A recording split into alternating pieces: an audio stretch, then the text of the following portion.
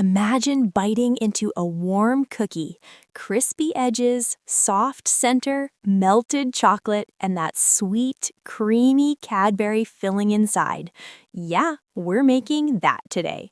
These cookies are soft, chewy, loaded with chocolate, and stuffed with those iconic, creamy Cadbury mini eggs. If you love gooey centers and a little crunch on top, you're going to love this recipe. Let's get baking. All right, here's everything you'll need. 1 cup, 230 grams unsalted butter softened, 1 cup brown sugar, half a cup white sugar, 2 large eggs, 2 teaspoons vanilla extract, 2½ cups all-purpose flour, 1 teaspoon baking soda, half a teaspoon salt, 1 cup chocolate chips, 1½ cups Cadbury mini eggs roughly chopped. Pro tip, don't skip chopping the Cadbury eggs. It helps spread that creamy chocolate goodness evenly in every bite.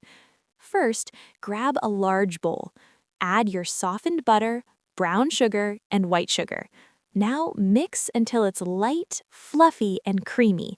This step is key. It gives your cookies that soft, melt-in-your-mouth texture. Take your time here, about 2 to 3 minutes of mixing. Next, crack in your eggs one at a time. Mix well after each one. Then add your vanilla extract. At this point, your mixture should look smooth, glossy, and slightly fluffy. In a separate bowl, whisk together flour, baking soda, salt. Now, slowly add the dry ingredients into your wet mixture. Mix gently, don't overmix. We want soft cookies, not tough ones. Now for the best part. Fold in your chocolate chips and chopped Cadbury eggs.